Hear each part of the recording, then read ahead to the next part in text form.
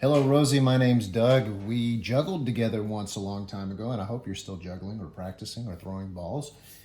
I'm not a mathematician, but I stayed at a Holiday Inn Express once, and I understand that you're doing some mathematics. Right now you're working on multiplying 19 times 16. And that I also understand you've come up with a neat approach, because when we multiply 19 times 16, we tend to write it like this. And then we have an algorithm we use to come up with the numbers. But in doing some of your other math, I can see where you could come up with the idea that we'll multiply 9 times 6 to get one number, and then we'll multiply 10 times 10 to get another number, and then add the two together, and that'll be our answer. Let's talk briefly about what multiplication means. It's the calculation of area. So if we look at this graph paper and we see that we're going to try to multiply 19 by 16, we can represent that by using 1 square as one of the numbers. So in this case, I'm going to highlight 19 squares. So there's 3, 4, 5, 6, 7, 8, 9, 10, 11, 12, 13, 14, 15, 16, 17, 18, 19. So we've got 1, 2, 3, 4, 5, 6, 7, 8, 9, 10, 11, 12, 13, 14, 15, 16, 17, 18, 19. And technically, so that's one side. So now we're going to do the same thing, 16. This still counts as your first, because we're actually counting these lines on the outside. 1, 2, 3, not the square. So now we're going to draw 16 sides down here. 1, 2, 3, 4, 5, 6, 7, 8, 9, 10, 11, 12, 13, 14, 15. Let's make sure I haven't miscounted. 1, 2, 3, 4, 5, 6, 7, 8, 9, 10, 11, 12, 13, 14, 15, and 16. So now, if I count all these squares in here, that will give me the answer, because what we're calculating is the area of this rectangle that is 19 units by 16 units. That's going to be our answer. Now, you said let's go 9 by 6. I'm curious to see if we come up with a similar size. So if we do 9 by 6, I'm going to come over here. I'm going to start down in this lower corner, and I'm going to say there's 1, 2, 3, 4, 5, 6, 7, 8, 9. 1, 2, 3, 4, 5, 6, 7, 8, 9. And you said 9 times 6. So 1, 2, 3, 4, 5, 6. And so that's your 9 by 6 right there. And let's say 10 by 10. 1, 2, 3, 4, 5, 6, 7, 8, 9, 10. That'll go up there. So if I do 10, 1, 2, 3, 4, 5, 6, 7, 8, 9, and they're going to have to share this one, 10. 10 by 10. So we're going to go 1, 2, 3, 4, 5, 6, 7, 8, 9, 10, and then we'll connect the lines all the way up here. So your area calculated by 10 by 10 is going to be this many squares, and your area calculated by 9 by 6 will be this many squares. But your area calculated by 19 by 16 is this many squares. So we can see on the piece of paper that multiplying 9 by 6 and 10 by 10 and then adding the two together is still going to be smaller than multiplying 19 by 16. Now, I'm going to show you a trick. Okay, Rosie, what I want to show you is another way to look at multiplication. Remembering that we're calculating area. We read left to right. You wanted to multiply 19 by 16. So if we represent these with lines, we can come over here and we can say, here is one line. We're reading left to right, so 1. Now I need to write a 19. I need to write a 9, so I'm going to come over here and I'm going to say 1, 2, 3, 4, 5, 6, 7, 8, 9. Now the second number is 16. So I read left to right, left to right. So the first number is a 1 on my left. I'm going to draw a 1.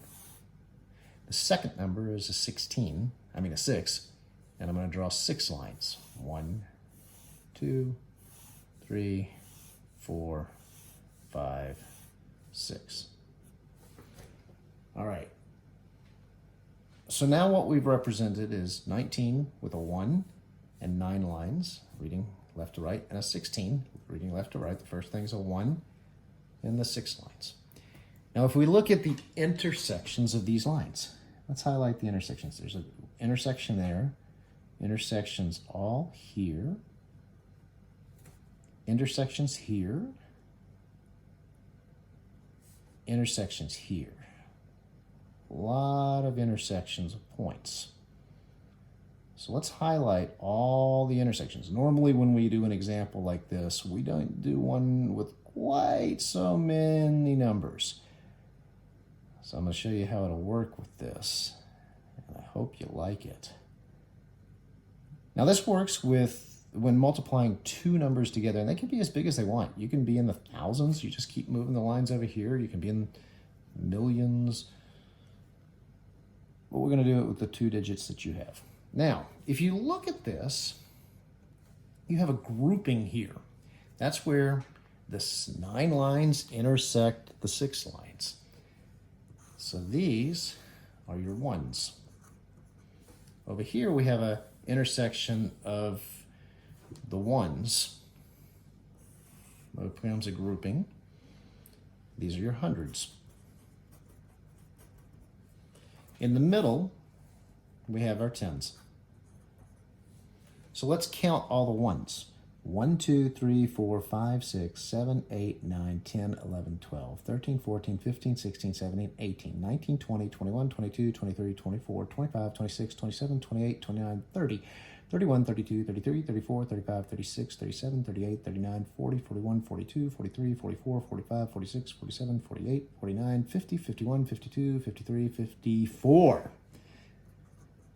Which you'll know from your multiplication tables to be 6 times 9 is 54. We just calculated, if you look, you see the area of 6 times 9, 54. In our 10s, we have 1, 2, 3, 4, 5, 6, 7, 8, 9, 10, 11, 12, 13, 14, 15. And then our 100s, we have a 1.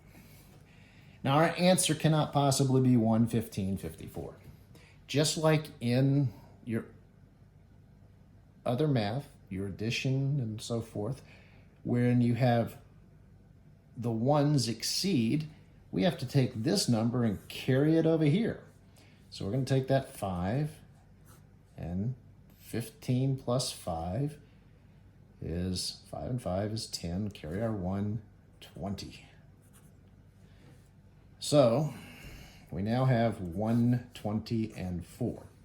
But there's no 20 exceeds 10, so we have to do our carry again. So we keep our 10s column and we take this number and we carry it over there. So 1 plus 2 is 3. And so our answer becomes 304. So using the lines, we've come up with the answer being 304. So let's use the algorithm that they're teaching you in school. An algorithm is just a process. And the process that they've taught you with multiplication is that we're going to first look at the ones of the lower number, the 6, and multiply it against the ones here. So 6 times 9 we know is 54. But the 5 we have to carry up here since it doesn't belong, 54 is bigger than the ones digits. So 9 times 6 is 54. 6 times 1 is 6. Then we have to add that 5 we carried. So 6 times 1 is 6 plus 5. 6 and 5 is 11. Now, we have to do this again with the tens digit of this lower one. But we also have to move over one space. Now, there were some very smart mathematicians that figured this out, and we can get into the why you do all this.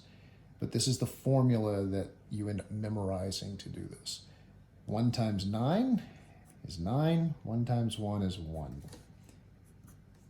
Then you have to add these together. So the 4 plus 0 is 4. 9 plus 1 is 10. We carry a 1. 1, 2, 3. 304. These answers are the same.